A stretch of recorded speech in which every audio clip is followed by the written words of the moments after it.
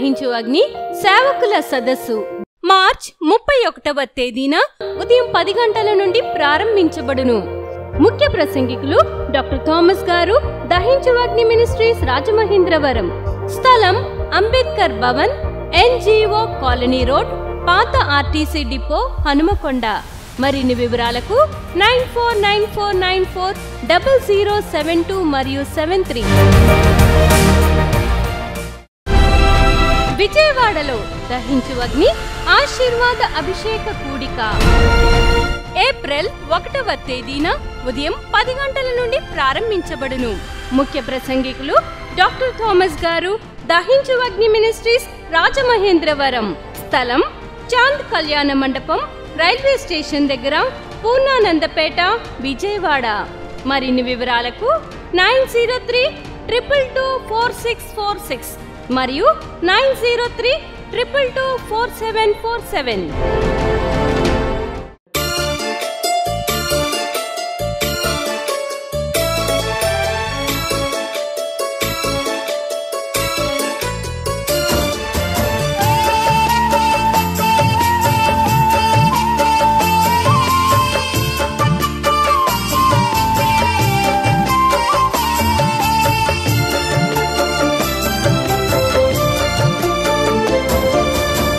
కృపా నాకు చాలు యేసయ్యా,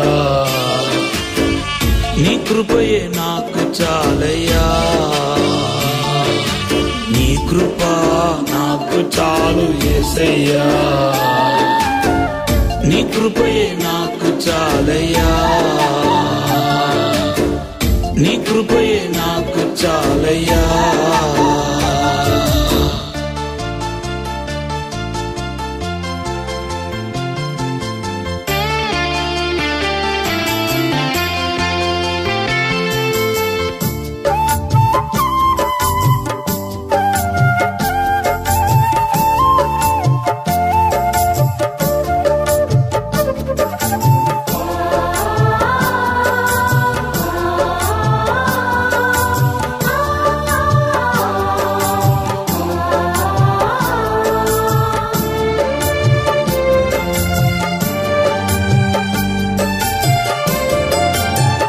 పర్వతాలు తొలగిన, మెట్టలు తత్తరలిన, మారనిది నీ కృపా.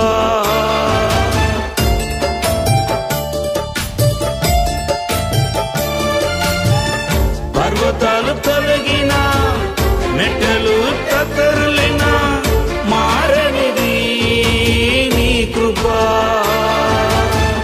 మారని నీ కృపా నాకు చాలు, మారని నీ కృపా నాకు చాలు చాలు. నీ కృపా నాకు చాలు యేసయ్యా, నీ కృపయే నాకు చాలయ్యా. నీ కృపయే నాకు చాలయ్యా.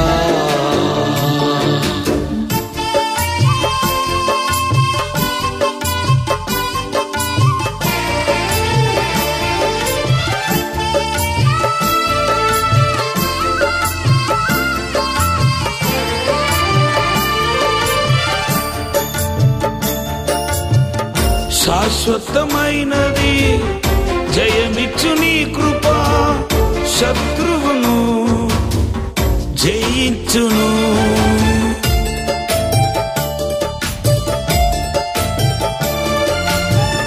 శాశ్వతమైనది జయమిచ్చు నీ కృపా, శత్రువును జయించును. ఉన్నత నీ కృపా నాకు చాలు, ఉన్నత నీ కృపా నాకు చాలు చాలు. నీ కృపా నాకు చాలు యేసయ్యా, నీ కృపయే నాకు చాలయ్యా. నీ కృపా నాకు చాలు యేసయ్యా, నీ కృపయే నాకు చాలయ్యా. నీ కృపయే నాకు చాలయ్యా.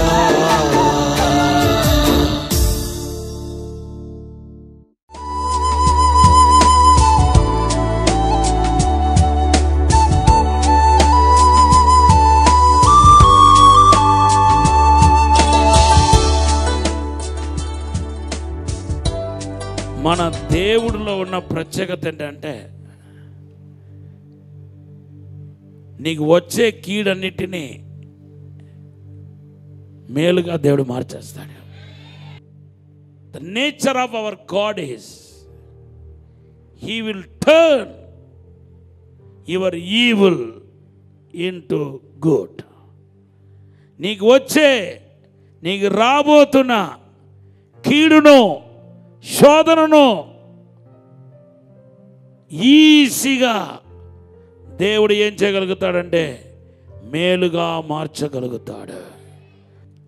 కాబట్టి దేవుని బిడ్డలుగా మీకు వచ్చే కీడు గురించి, మీకు జరిగిన అన్యాయాన్ని గురించి, మీకు జరిగిన నష్టాన్ని గురించి మీరు బాధపడాల్సిన అవసరం లేనే లేదు. ఎందుకంటే కీడు వెనకాల కూడా దేవుడు మేలు చేయగలుగుతాడు. అది మన దేవుడిలో ఉన్న ప్రత్యేకత. ప్రతి దాని మన మీద ఉన్న ప్రేమ ఏమో కానీ మన జీవితంలో కనపడే ప్రతి కీడును, ప్రతి శోధనను, ప్రతి ఇబ్బందిని దేవుడు ఏం చేస్తాడంటే ఆశీర్వాదముగా దేవుడు మార్చగలుగుతాడు. యోసేపు తన జీవితంలో ఈ సత్యాన్ని గ్రహించాడు. మీరు నాకు కీడు చేయాలని చెప్పి అనుకున్నారు, కానీ దేవుడు దాన్ని మేలుగా మార్చాడు. ఆదికాండం 50:20 చదవండి. ఆదికాండం 50:20. మీరు నాకు కీడు చేయను ఉద్దేశించితిరి గాని, కీడు చేయే ఉద్దేశింతురు గాని నేటి దినమున జరుగుచున్నట్లు అనగా బహు ప్రజలను బ్రతికించున్నట్లుగా అది మేలుకే దేవుడు ఉద్దేశించెను. హల్లెలూయా! ఎంత అద్భుతమైన మాట. It is good to meditate God's divine nature. దేవుని యొక్క మంచితనాన్ని జ్ఞాపకం చేసుకోవటం ఎంత ఆశీర్వాదం, ఎంత సంతోషం అనిపిస్తుందండి, ఎంత ధైర్యం అనిపిస్తుంది. యెహోవా ఉత్తముడని రుచి చూసి తెలుసుకోండి. యోసేపు రుచి చూసి తెలుసుకున్నాడు. God allow you to do evil for me. నాకు కీడు తలపడడానికి దేవుడు అనుమతించాడేమో, కానీ ఆ కీడన్నిటినీ దేవుడు నాకు మేలుగా మార్చేశాడు. నాకు 10 కీడులు తలపెట్టాలనుకున్నారు, నాకు 10 మేలు కింద దేవుడు మార్చేశాడు. ఎన్ని కీడును ఎదుర్కొంటావో అన్ని మేలు నీకు జరుగుతాయి. 10 కీడు ఎదుర్కొంటే 10 మేలు జరుగుతాయి. 20 కీడులు ఎదుర్కొంటే నీకు 20 మేలు జరుగుతాయి. ఎందుకంటే నీతో ఉండేవాడు, నిన్ను పిలిచినవాడు నమ్మదగినవాడు. ఎంత నమ్మదగినవాడంటే ఎటువంటి కీడునైనా మేలుగా మార్చగలిగిన సమర్థుడు, శక్తివంతుడు. ఇది యోసేపు జీవితంలో మాత్రం కాదు, ఇప్పుడు మనము మెడిటేట్ చేసుకుంటున్న అబ్రహాం సారా జీవితంలో కూడా జరిగింది. ఆ 12వ అధ్యాయం 10 నుండి 20 వచనాల్లో. ఇప్పుడు ఫరో ఏం చేశాడు తెలుసా? 20 వచనం చదవండి. 12:20. మరియు ఫరో అతని విషయమై తన జనులకు ఆజ్ఞాపించినందున వారు అతనిని, అతని భార్యను, అతనికి కలిగిన సమస్తమును పంపివేసిరి. చూడండి, మనుషులు ఇచ్చి పంపించాడు. అంతేకాదు ఉట్టి చేతులతో పంపించలేదు. దేవుని బిడ్డలారా, ఆగిప్తుల యొక్క సొమ్ము ఇచ్చి వారిని పంపించాడంట. గట్టిగా హల్లెలూయా చెప్పండి. హల్లెలూయా. చదువుతాం 20వ వచనం. మరియు ఫరో అతని విషయమై తన జనులకు ఆజ్ఞాపించినందున వారు అతనిని, అతని భార్యను, అతనికి కలిగిన సమస్తమును పంపివేసిరి. హల్లెలూయా. ఇప్పుడు 13వ అధ్యాయంలో ఏమని రాయబడింది తెలుసా అండి? 13:2 వచనం చదవండి. అబ్రాము వెండి బంగారము పశువులు కలిగి బహుధనవంతుడై ఉండెను. ఎక్కడితో వచ్చింది ఈ డబ్బుల ఆస్తిపాస్తులని?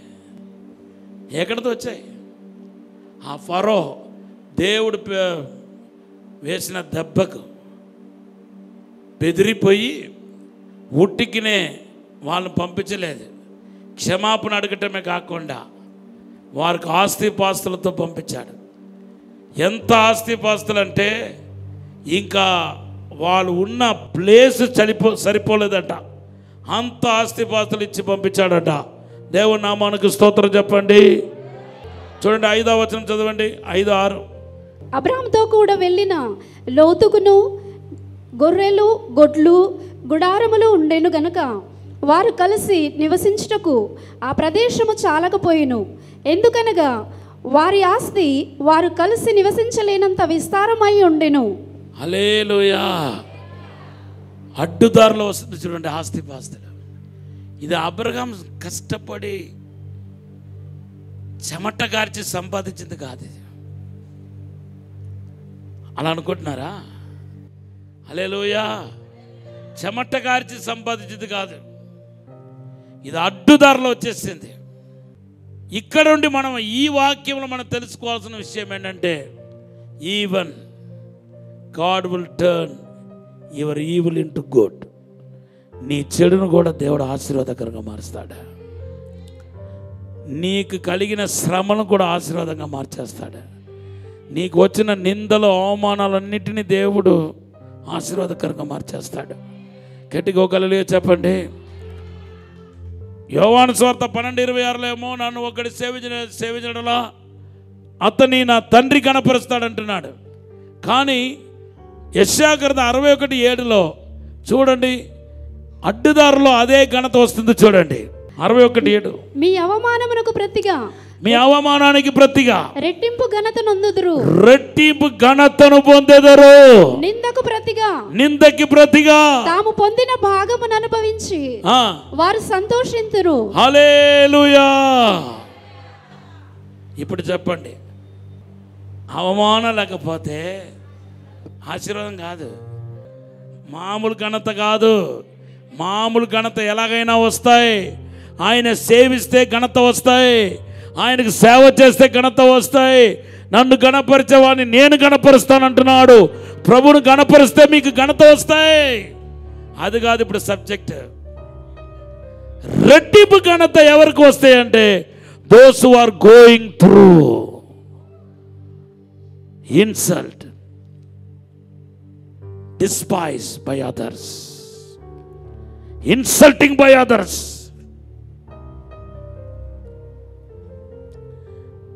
ఎంతెంత అవమానాన్ని నిందను ఒక మనిషి ఎదుర్కొంటున్నాడు, ఖచ్చితంగా అంతంతకు దీవించబడతారు. ఒకవేళ ఆ వ్యక్తి సేవకుడు కావచ్చు, లేకపోతే మీలాగా ఇంకొకరు కావచ్చు, ఎవరైనా సరే, those who are going through suffering, insult, despising, definitely God will lift up them. Hallelujah. రెట్టింపు ఘనతలు కలుగుతాయి, వాళ్ళకు డబుల్ హానర్ కలుగుతాయి. ఎంతెంతకు గోలియాతు దావీదును దూషించాడో అంతంతకు దేవుడు ఘనత తీసుకువచ్చాడు. వెనకబడ్డానికి బదులుగా బోర్ల పడ్డాడు, ముందు పడ్డాడు. హల్లెలూయా. తన దగ్గర ఖడ్గం లేకపోయినా ఆ గోలియాతు ఖడ్గం చేతనే గోలియాతును చంపాడు. ఇవన్నీ అన్ని విషయాలు అన్నమాట. గాడ్ హానర్డ్ డేవిడ్ బికాస్ కారణం ఏంటంటే, ఈ గోలియాతు మామూలుగా దూషించలేదు. బైబిల్లో రాయబడి ఉంది, ఆయన దేవత, ఆయన కోలుస్తున్న దేవత పేరిట దావీదును దూషించాడంట. భయంకరంగా దూషించాడు. ఆయన పై ఆకారం పెట్టి దూషించాడు. 1 సామెయేలు గ్రంథం 17వ అధ్యాయం 42వ వచనం. తర్వాత చూడండి 43వ వచనం. 1 సామెయేలు గ్రంథం 17:43. దేవత పేరిట శపించాడు. ఎంతెంతకు ఇన్సల్ట్ చేయబడ్డాడు, నిందించబడ్డాడు. అంతంతకు దేవుని చేత ఘనత పొందినవాడయ్యాడు. నీ సొంత భర్త ఇంటి చేత దూషించబడుతున్నావు, గాయపరచబడుతున్నావు. నీ సొంత వారి చేత గాయపరచబడుతున్నావు, తోడ పుట్టిన వాళ్ళ చేత గాయపరచబడుతున్నావు, తోటి సేవకుడి చేత గాయపరచబడుతున్నావు, స్నేహితుల చేత అవమానానికి గురి అవుతున్నావు, నిందలకు గురి అవుతున్నావు. లేనిపోని నిందలు వేసి నిన్ను 10 మందిలో పెట్టి అవమానపరచాలనుకుంటున్నారు. వాళ్ళ ప్లాన్ దేవుడికి తెలిసింది. ప్రభు చెప్తున్నాడు, వాళ్ళు ప్లాన్ నెరవేరక ముందే దేవుడు నీకు రెట్టింపు ఘనత ఇచ్చి ఉన్నత స్థాయిలో దేవుడు కూర్చుండబెట్టబోతున్నాడు. దేవుడిలో ఉన్న ప్రత్యేకత ఏంటో తెలుసా? రెండవది, మన కీడును, మనకు వచ్చే చెడును, మన జీవితంలో ఎదుర్కొంటున్న చెడును ఆశీర్వాదంగా మార్చగలుగుతాడు. ఆశీర్వాదంగా మార్చగలుగుతాడు. మొదటిది ఏమన్నాను? మన బలహీనతలు లెక్క చేయకుండా ఆయన చేసిన వాగ్దానాన్ని నెరవేరుస్తాడన్నాను. రెండవది, ఇప్పుడు ఏమంటున్నాను? మన కీడును కూడా ఆయన ఏం చేస్తాడంటే ఆశీర్వాదకరంగా దేవుడు చేసేస్తాడు. ఇట్ మే ఫూలిష్నెస్, నీ యొక్క బుద్ధిహీనంగా కావచ్చు, నీ పొరపాటు కావచ్చు, నీ యొక్క నిర్లక్ష్యం కావచ్చు, అతిక్రమం కావచ్చు, ఫలానా పొరపాటు జరగడానికి గల కారణం ఏదైనా కావచ్చు, కానీ దాన్ని కూడా దేవుడు ఆశీర్వాదకరంగా చేస్తాడు. గట్టిగా ఒక హల్లెలూయా చెప్పండి. మూడవది, in the nature of God, he will forget and forgive. మర్చిపోతాడు, తర్వాత క్షమించేస్తాడు. హల్లెలూయా. మర్చిపోతాడు, అదే సమయంలో క్షమిస్తాడు. ఈరోజు మన పాపాలన్నింటినీ ప్రభు జ్ఞాపకం చేస్తే మనం ఇక్కడ ఉండగలుగుతామని చెప్పండి. యేసు ఒక క్షమాపణ మన వెంటాడుతుంది. కీర్తన 103:12 చదవండి ఒకసారి. పడమటుకును తూర్పుకును ఎంత దూరమో ఆయన మన అతిక్రమమును మనకు అంత దూరపరిచి ఉన్నాడు. యెషయా 38:17 చదవండి. మిక్కటమైన ఆయాసము నాకు నెమ్మది కలుగుటకు కారణమాయెను. నీ ప్రేమ చేత నా ప్రాణమును నాశనమును గోతి నుండి విడిపించితివి. నీ వీపు వెనుక తట్టు నా పాపములన్నీ నీవు పారవేసితివి. హల్లెలూయా. అబ్రహాము చేసిన పాపాన్ని జ్ఞాపకం చేసుకోలేదు దేవుడు. అప్పుడు కాదు, ఎప్పుడు జ్ఞాపకం చేసుకోలేదు. అందుకొరకే మృతతుల్యమైన శరీరంలో దేవుడు అద్భుతం చేయగలిగాడు. దేవుడి నామానికి స్తోత్రం చెప్పండి. Remember that your father God is generous God, loving God. He will not remember your sins. He will forgive all your sins. He will forget and forgive. నీ పాపాన్ని మర్చిపోతాడు, నిన్ను మర్చిపోడు. నీ పాపాన్ని మర్చిపోతాడు, నిన్ను క్షమిస్తాడు. గట్టిగా ఒక హల్లెలూయా చెప్పండి. ఇటువంటి అద్భుతమైన దేవుని యొక్క దివ్య స్వభావములో మనం ఎదుగుతున్నాం. ఆయన నేచర్, ఆయన డివైన్ నేచర్ ఆయన ఆవరించి ఉంది. ఆయన డివైన్ నేచర్లను ఉన్నావు. ఆయన డివైన్ నేచర్ని బలపరుస్తుంది. నంబర్ 1, నీ బలహీనత, నీ అతిక్రమం, నీ పాపం దేవుడిచ్చిన వాగ్దానాన్ని అడ్డుకోలేవు. దేవుని నామానికి స్తోత్రం. నంబర్ 2, రెండవది, నీ కీడును కూడా దేవుడు ఏం చేస్తాడంటే మేలుగా మారుస్తాడు. మూడవదిగా, దేవుని యొక్క క్షమాపణ హృదయం, మర్చిపోయే హృదయం నీ పాపాన్ని మర్చిపోయినట్టు చేస్తుంది. ఆయనలో ఉన్న క్షమాపణ హృదయాన్ని నీకు క్షమించినట్టుగా చేస్తుంది. హల్లెలూయా. నాలుగవదిగా, నీకు ఎవరైతే హాని తలపెట్టారో నువ్వు మౌనంగా ఉన్నా దేవుడు వాళ్ళని చెదరగొడతాడు. నీ శత్రువులు లయమైపోతారు. నీ శత్రువుల పైన వ్యాజ్యం ఆడతాడు. నీకు విరోధంగా లేచిన శక్తుల పైన, అంధకార శక్తుల పైన ప్రభు వ్యాజ్యం ఆడుతాడు. అబ్రహాం బాగానే ఉన్నాడు, సారా కూడా బాగానే ఉంది. ఇప్పుడు ఎవరికి బాయిల్స్ వచ్చాయి, ఒంటి నిండా పుండు ఎవరికి వచ్చింది? ఫరో కుటుంబానికి వచ్చింది. గట్టిగా ఒక హల్లెలూయా చెప్పండి. ప్రతి దండన ఆదికాండ 12:17 చూస్తే ఒకసారి చూడండి. అయితే యెహోవా అబ్రాము భార్య అయిన శారాయిని బట్టి ఫరోను అతని ఇంటి వారిని మహావేదనల చేత బాధించెను. హల్లెలూయా. నీ శత్రువులు శిక్షించబడతారు. నువ్వు మౌనంగా ఉన్నంతసేపు దేవుని బిడ్డలారా, నీ శత్రువులు పైకి లేచినట్టుగా కనపడతారు, కానీ నీ శత్రువులు చెదరిపోతారు. హల్లెలూయా. నీ శత్రువులు దేవుడు విడిచిపెట్టడు. నువ్వు ఊరుకున్న దేవుడు ఊరుకోడు. వారిని వెతుకుతూ వెళ్ళి వారిని లయపరిచేస్తాడు. సాతాను క్రియ లయమైపోతాయి, అంధకార క్రియ లయమైపోతాయి. మనుషులకి విరోధంగా లేచిన వాళ్ళందరూ లయమైపోతారు. దేవుని నామానికి మహిమ కలుగును గాక.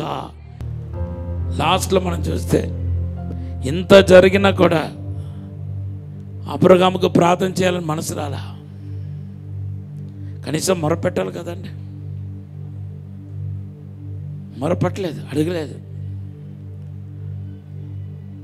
ప్రార్థన చేయకపోయినా దేవుని ఆత్మకార్యం జరిగింది. గట్టిగా ఒక హల్లెలూయా చెప్పండి. దేవుడు చూశాడు అనుకోండి, నువ్వు ప్రార్థన చేసేదాకా వెయిట్ చేయడు. దేవుడు దిగిపోతాడు. ఆయన సాతాన్ని లయపరిచేస్తాడు. ఆయన కళ్ళలో నీ సమస్యలు పడ్డాయా? ఆయన హృదయానికి నీ సమస్యలు అర్థమైందా? నువ్వు ప్రార్థన చేసేదాకా ఆయన కనిపెట్టాడు, ఆయన త్వరపడతాడు. గట్టిగా ఒక హల్లెలూయా చెప్పండి. త్వరపెట్టే దేవుడు. అందరూ చెప్పండి, గట్టిగా చెప్పండి. త్వరపెట్టే దేవుడు. 5 విషయాలు చెప్పాను. వాగ్దానాన్ని దేవుడు నెరవేరుస్తాడే కానీ నీ బలహీనత, నీ లోపాలు ఏదైనా చూడడో అది అడ్డుకోలేవు. రెండోది ఏమన్నాను? కీడును ఆశీర్వాదకరంగా దేవుడు మారుస్తాడన్నాను. మూడోది ఏమన్నాను? మన దేవుని యొక్క దివ్య శుభములు. మూడోది ఏంటంటే, దేవునికి ఉన్న పెద్ద హృదయం ఏంటంటే, మన చేసే అక్రమాన్ని మర్చిపోతాడు, క్షమించేస్తాడు. హల్లెలూయా. నాలుగోది ఏమన్నాను? నీ శత్రువులు చెదిరిపోతారు. ఐదోది ఏంటంటే, దేవుడు త్వరపడతాడు. త్వరగా ఆయన కార్యాలు జరిగిపోతాయి. వెంటనే ఆయన కార్యాలు జరగబోతున్నాయి. నీకు వచ్చే కీడును మేలుగా దేవుడు చేస్తాడు. నీ శత్రువులు చెదిరిపోబోతున్నారు. దేవుడు త్వరపడబోతున్నాడు. సమస్త కీడును ఆశీర్వాదకరంగా మార్చబోతున్నావు. నమ్మకమైన మా పరలోక తండ్రి, నీకు వందనాలు, స్తోత్రాలు ప్రభా. ఈరోజు మాతో మీరు మాట్లాడినందుకు వందనాలు ప్రభా. తండ్రి, సాతాను వాడి క్రియలను యేసు నామములో లయమైపోనుగాక.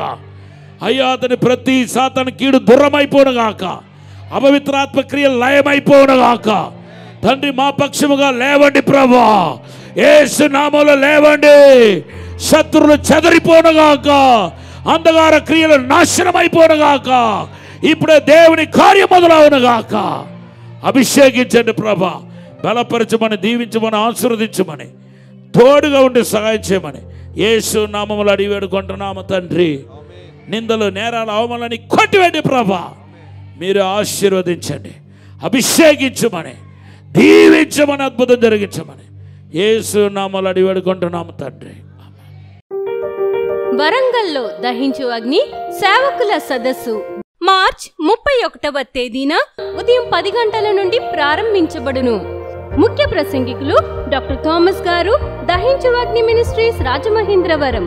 స్థలం Ambedkar Bhavan, NGO colony road, పాత RTC డిపో, హనుమకొండ. మరిన్ని వివరాలకు 9494940072 మరియు 73. విజయవాడలో దహించు అగ్ని ఆశీర్వాద అభిషేక కూడిక ఏప్రిల్ 1వ తేదీన ఉదయం 10 గంటల నుండి ప్రారంభించబడును. ముఖ్య ప్రసంగికులు డాక్టర్ థామస్ గారు, దహించు అగ్ని మినిస్ట్రీస్, రాజమహేంద్రవరం. స్థలం చాంద్ కళ్యాణ మండపం, రైల్వే స్టేషన్ దగ్గర, పూర్ణానందపేట, విజయవాడ. మరిన్ని వివరాలకు 9032224646 మరియు 9032224747. పరిశుద్ధాత్మ దేవుని 940072 మరియు 73. ఇది కుటుంబ ఆశీర్వాద కూడిక. ఇక్కడ మేము మా కుటుంబాలను కట్టుకున్నాం. మరి మీరు? అయితే ప్రతి శుక్రవారం రాజమహేంద్రవరంలో జరిగే ఈ కుటుంబ ఆశీర్వాద కూడికలో పాల్గొనండి. ఈ కూడిక జరుగు స్థలం దహించు అగ్ని ఆడిటోరియం, నటరాజ్ థియేటర్, రాజమహేంద్రవరం. సికింద్రాబాద్ లో దహించు అగ్ని అద్భుత అసాధారణ కూడిక ప్రతి శనివారం సాయంత్రం 5 గంటల నుండి ప్రారంభించబడును. స్థలం SPG church ground, alpha hotel వెనుక, సికింద్రాబాద్.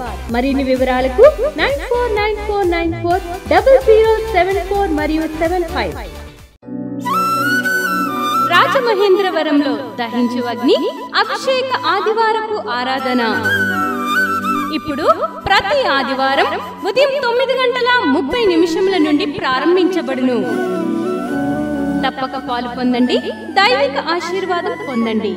స్థలం దహించు అగ్ని ఆడిటోరియం, నటరాజ్ థియేటర్, రాజమహేంద్రవరం.